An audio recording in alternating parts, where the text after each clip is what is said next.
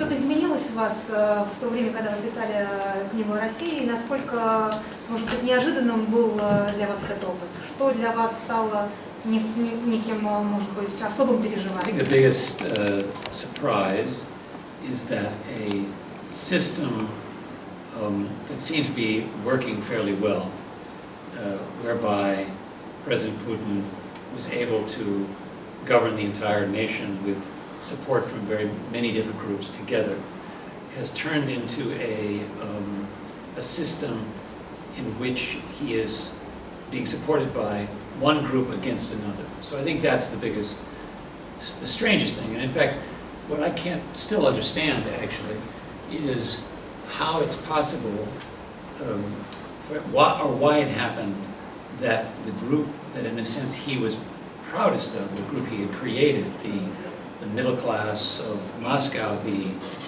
internet-savvy, modernized group that, of course, thrived under his government, he has turned against them as if they were traitors to him, and has taken the group that originally were voters for the Communist Party, or for nationalists, or for Rodina, or for some other, were not actually part of the Russia of the future, the Russia that was developing, and he's turned to them as his supporters.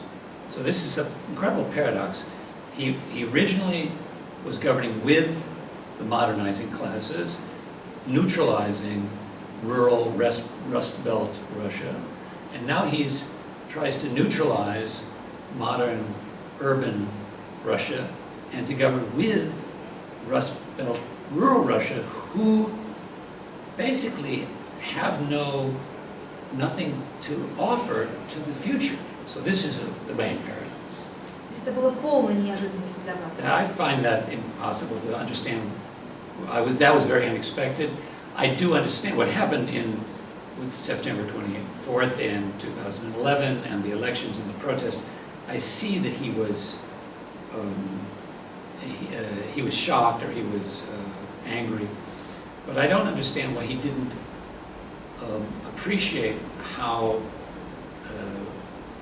the earlier position of accepting a semi-loyalty of the let's say the Moscow classes was sufficient, and why he, particularly now, and I think, okay, so actually the most surprising thing is the following. For the last 20 years, there has been a slow creation of diaspora Russian communities all over the world. This is not tax evasion. These are communities built in London, in New York, in Paris, in Vienna. All over the world there are Russian communities that are connected with Russia, but that are deeply integrated in other countries. And it's not possible to tell these people that they must renationalize all their wealth into Russia. That's just an impossible thing to ask. So this attempt, and of course these groups are part of Russia's connection to the world. There are things that have made Russia today part of the modern world. And to try to introduce into these groups a sense of that they are traitors to Russia is a very odd thing to do from the point of view of building Russia's power. That I don't understand the logic of that. So I think that's neojit, or that's not even understandable, really, from the point of view of his own project. If you ask, what is more important, ideology or loyalty? And I think there's basically the dilemma we're in today is that it seems like, as this happens many times in politics, loyalty becomes more important than competence, or technical competence. Loyalty becomes more important than technical competence. And when loyalty becomes this important, it of course makes treason the most important category, or betrayal. So you start looking for people who betray you, because when loyalty becomes such a high virtue, when it becomes more important than ability to contribute to Russia's development, technical knowledge, the ability to bring in resources that the country needs to develop. So I think or to put it another way, Putin is always governed by managing insecurity of his elites. And he had to make them insecure enough that they would work together, but not so insecure that they would run away. And he is going, to me, he's going too far in this direction. He's cranking up, he's creating too much insecurity. And the consequence, I think, will be more capital flight, fewer connections with the modern world.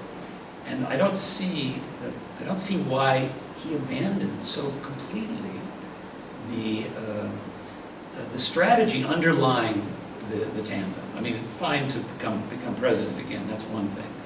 But the point of the tandem was to say, there are many Russias, and they can all be part of the same project. Instead of saying, no, unless you are 100% loyal, in a way, and that means be willing to give up your life insurance, because many Russians have money abroad because it's insurance, it's a krisha. They're looking for a krisha abroad, in another jurisdiction. They want to educate their children abroad. It's not that they love Russia, they want to be in Russia, they want to continue their connection with Russia. But they feel able to do that because they had an insurance policy, which is resources in a foreign jurisdiction and family, a place to educate their children.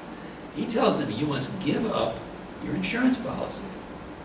Give up your, and that, it doesn't seem to me that's a way to mobilize the best resources for his own, even for his own project. So I think it's in a way it's very kind of paradoxical, because in democracy, the people use the insecurity of leaders in order to make them serve the public interest. So you're in office, but you can be thrown out of office. So you're always insecure. You can't be in office forever. Obama had to run again, and he can't. So this was because office is insecure. But it seems like what we have in Russia is sort of the opposite. That is, instead of Putin, he doesn't want to be insecure. He doesn't want at all that. But it's as if he's using insecurity. And too much. I think it's too much. I don't really understand why he had to go so far, and pushing these kinds of, particularly the vigilante activities. In other words, saying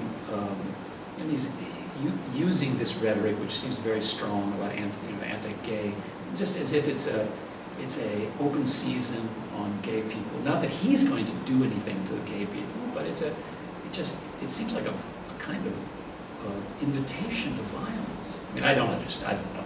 I'm not an expert about this kind of thing, but I don't understand why he has turned so strongly, particularly in the direction of demanding absolute loyalty, which he didn't before. So this was new. He was able, from the time he came in, to include many different groups into the system. And it seemed to work fairly well, and the country was growing and developing.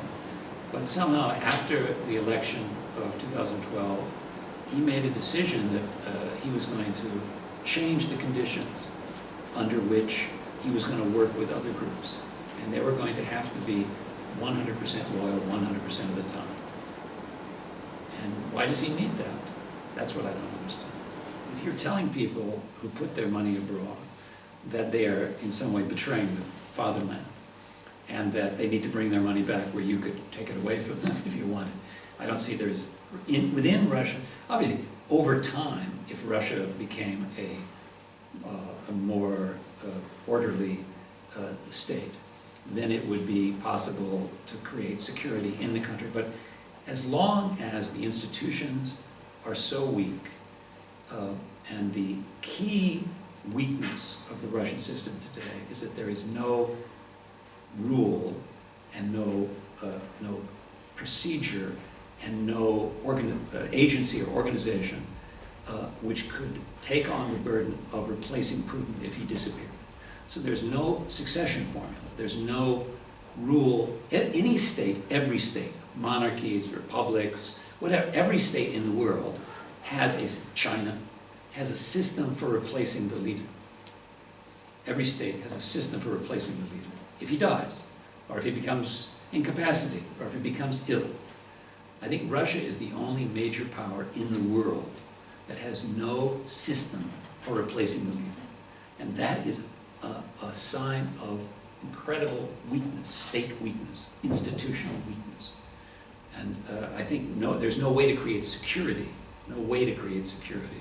in a state that it depends on the life of one 62-year-old man. It's just not possible. It's one person. He's an immortal person. So look at any other country, monarchies, it doesn't matter. They have a system for replacing the leader. And in Russia, there's none. It used to be, under the communist system, there was the Politburo. And you could, when Andropov or someone got ill, they could replace them. But there is no Politburo. There's no Communist Party. There's no system. So this is weakness, and it means everyone is insecure. And it means Putin is insecure, because people look at him and they say, what are we going to do when you're gone? And he sees them thinking that, and he doesn't like that. And so you've created, it's a system of almost structural insecurity. And how to get out of that, given the direction things are going, I don't see very well. A democracy is a system in which parties lose elections. So that's the definition of a democracy. So you can't have a democracy. Democracies are a tiny spot in human history. They have enormous preconditions.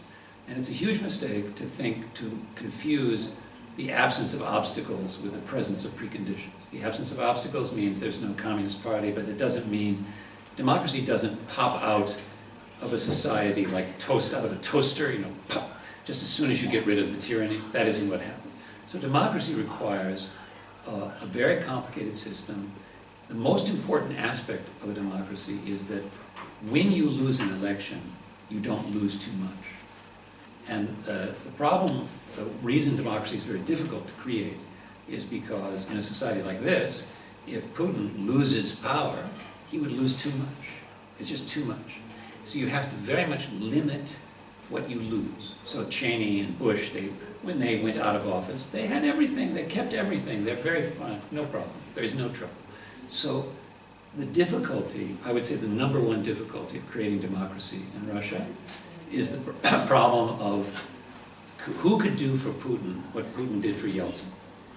For Yeltsin left office, and he was protected completely. So it was personal, it wasn't an institution. So the conditions for democratization are the conditions of protecting people when they leave office. And that doesn't exist. Besides, of course, there's no political parties. I mean, that's the other thing. There have to be political parties with political constituencies. They have to be national political parties, which don't exist. So this is a whole nother issue of how you develop parties.